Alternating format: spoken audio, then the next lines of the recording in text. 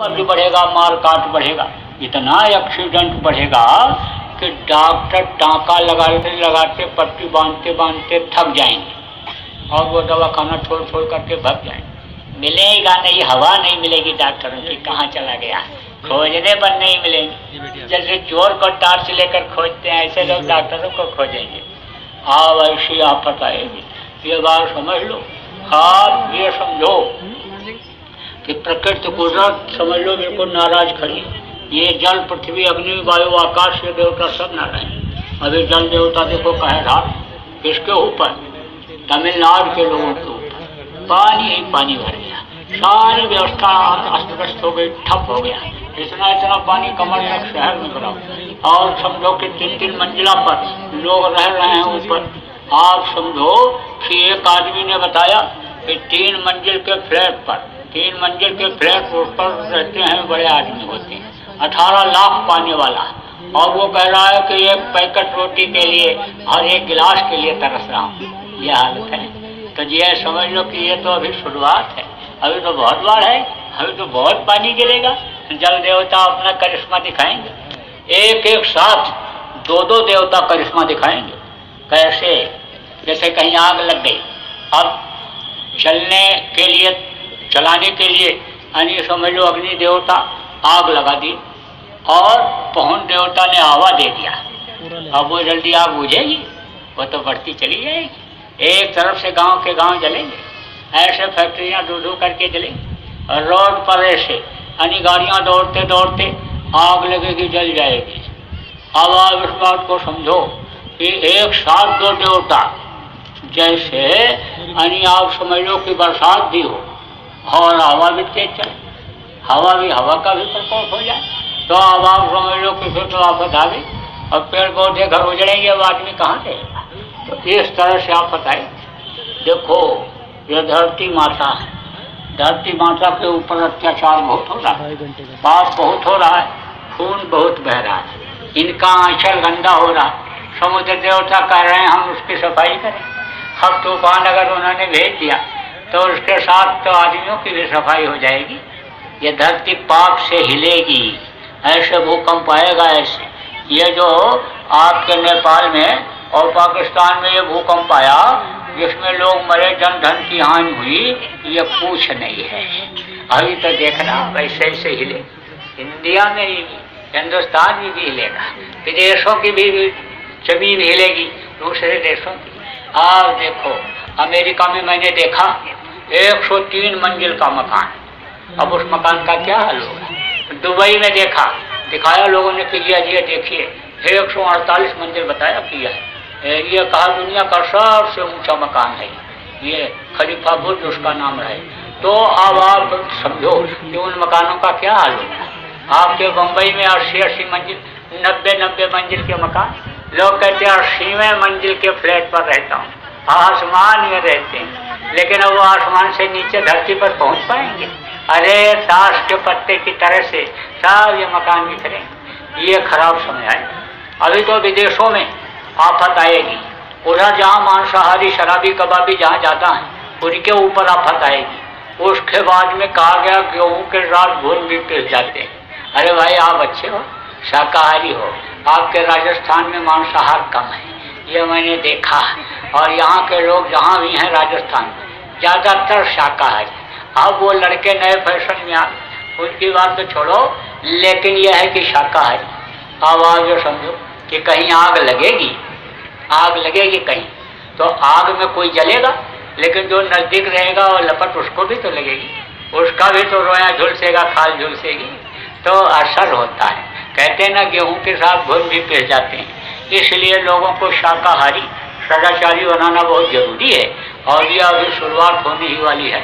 अभी तो ये सत्संग जो हो रहा है और आप लोग जो प्रचार कर रहे हो शाकाहारी सदाचारी का, उसकी वजह से ये रुका हुआ है, थमा हुआ है। ये बंद हो जाए तो अभी देखो कुदरत का करिश्मा, अभी देखो धरती ऐसे फटेगी और आदमी ऐसे धंसने लगेगा और पकड़ करके लोग खींचेंगे, आधा धड़ नीचे आधा धड़ ऊपर हो जाएगा। अब आप ये समझ लो कि आप जहाँ बैठे हो और ये सामने आपके सड़क है, सड़क पर ऐसे आदमी रहेंगे और बीच में अगर गड्ढा हो जाए, 100 फुट गड्ढा 50 फुट गड्ढा हो जाए, धरती धस जाए, तो ना आप वहाँ पानी पहुँचा सकते हो न रोटी पहुँचा सकते हो। बस केवल आवाज़ सुनाई पड़ेगी, मैं भूखा मर रहा हूँ। कैसे पहुँचाओगे, क्या करोगे? 100 फुट गहरे से कैसे जाओगे? कूद के उड़ के कैसे जाओगे? ये सब समस्याएं लोगों के सामने आएंगी। तो समझ लो कुल मिला करके बहुत खराब समय आने वाला है। इसलिए आप लोग प्रचार प्रसार बराबर करते रहो। शाकाहारी का सदाचारी का प्रचार प्रसार आप सब लोग करते रहो। और गौ माता का जान बचाना बहुत जरूरी है। तो गौ माता के जान बचाने का ये अभियान जो चल रहा है उसको आप लोग बराबर चलाते हो। देखो, तोड़ फोड़ करोगे, हड़ताल आंदोलन करोगे तो उससे आपका नुकसान होगा, आपके देश का नुकसान होगा। मारकाट करोगे तो उससे आपका नुकसान और अन्य लोगों का नुकसान होगा। तो नुकसान वाला काम क्यों करते हो? तोड़ फोड़ हड़ताल आंदोलन धरना घेराव से कोई काम होने वाला नहीं। वैचारिक क्रांति पैदा करो, विचारों में परिवर्तन लोगों के लाओ और लोग अपनी बात ऐसे तक पहुँचाना कि जो इस काम को कर सकता है। तो इस काम को कौन कर सकता है? प्रधानमंत्री मोदी साहब कर सकते हैं। तो प्रधानमंत्री मोदी साहब के पास आप लिखकर चिट्ठी भेज दो, फॉर्म भर करके भेज दो, दस्तखत करके आप भेज दो कि आप गाय को राष्ट्रीय पशु बनाइए। एक लाइन का कानून बना दीजिए कि गाय राष्ट्रीय पशु है, तो गौ माता की जान बच जाएगी। और उसी के साथ एक सख्त कानून और बना दें कि गौ हत्या करने वाले को फांसी की सजा हो। क्यों? क्योंकि कानून जब सख्त रहता है तब उसका लोग पालन करते हैं। मैंने विदेशों में देखा, मैं गया, लोग प्रेमी बुलाते, सत्संग करने नामदान देने जाता हूँ, तो मैंने देखा कि जो विकसित देश हैं वहाँ पर कानून बहुत सख्त है और सबके लिए कानून, कोई भी हो सब नियम का पालन करते हैं। गाड़ी अगर तिराहे पर रोकनी है तो सब लोग ब्रेक लगाएं, कोई भी हो, और फिर उसके बाद आगे बढ़ेंगे। तो ऐसे ही कानून जब सख्त हो जाएगा तो गौ माता की जान बच जाएगी, गौ की जान बच जाएगी। जान बचाना बहुत जरूरी है क्योंकि इनकी ज़रूरत है। पैदा होते ही गौ के दूध की ज़रूरत बच्चे को पड़ती है, और पंचामृत बनाना हुआ तो गौ के दूध की ज़रूरत। गोबर से लीप करके शुभ काम करना है तो गौ का गोबर। और आप समझ लो कि यानी गौरी गणेश गौ के गोबर का ही बना करके लोग पूजा करते हैं, पूजाते हैं। बहुत से लोग तो आखिरी समय में, मरते समय में गौ का पूंछ पकड़ा देते कि यह वैतरणी पार कर देगी। अब गौ नहीं रहेगी तो कोई मुर्गी का पंखा पकड़ के पार होगा। सच्चा, तो इनका रहना बहुत जरूरी है। अब ये लाखों गायें रोज काटी जा रही, लाखों गायें। अंग्रेजों के समय में इतने बूचड़ा खाने स्लॉटर हाउस नहीं थे जितना इस समय करोगे। तो इनका जान बचाना बहुत जरूरी है। इसलिए सब लोग चिट्ठी भेजो और वैचारिक परिवर्तन लोगों में लाओ।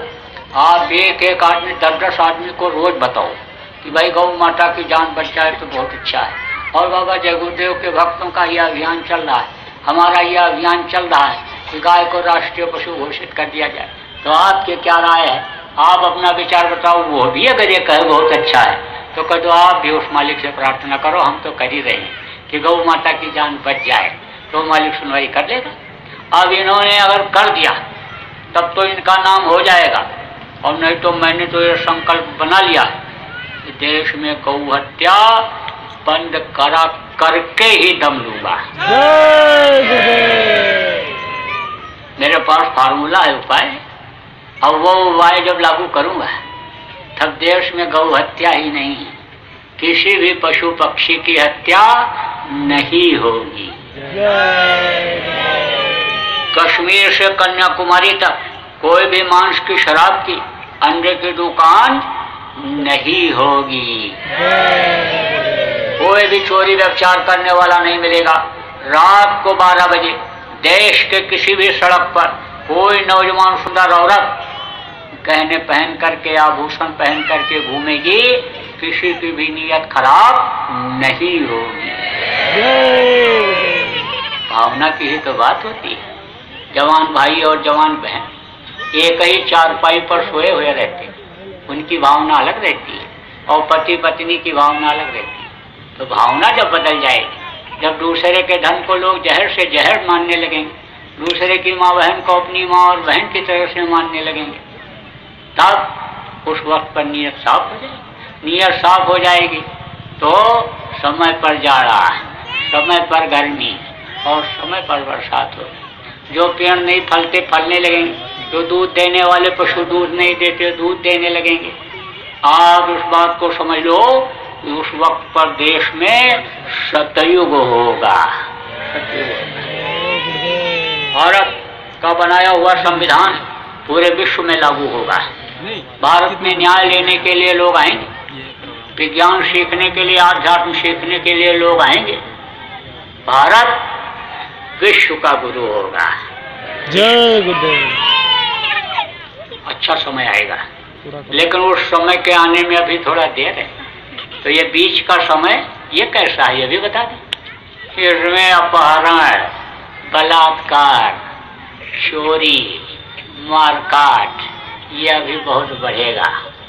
इसलिए कुछ समय के लिए आपको ये बताया जा रहा है कि गहना पहनना बंद करो, जेवर पहनना, और अकेले आना जाना भी बंद कर दो, क्योंकि लूटपाट अभी बलात्कार पर प्राण बहुत बढ़ेगा, घटनाएं बहुत घटेंगी। देखो समय आएगा तो खूब पहनना, चूड़ियों में भी हीरे जड़े जाएंगे, ऐसा सुंदर सुगम वक्त आ जाएगा। यह गुलाबी कपड़ा यह वरदान सिद्ध होगा। गुलाबी कपड़ा है, गुलाबी कपड़ा पहने हुए आदमी खड़ा रहेगा और किनारे से आंधी पर निकल जाएगी, बच जाएगा। वही नहीं, उसके बगल जो खड़ा रहेगा वो भी बच जाएगा। तब गुलाबी कपड़ा बाजार में खोजने पर नहीं मिलेगा। इसलिए गुलाबी कपड़े के लिए अभी से कहा जा रहा है गुलाबी कपड़ा बनवा लो, गुलाबी कपड़ा रखो, गुलाबी दुपट्टा, गुलाबी धोती, कोई सलवार समीज बनवा ले, कोई कुर्ता पैजामा बनवा लो, कोई सूट पैंट बनवा लो, कोई मन तो नहीं, कोई छत और सिर पर गुलाबी कपड़ा ही बांधे रहो, रुमाल ही बांधे रहो, टोपी लगा लो, कैप लगा लो, कुछ भी।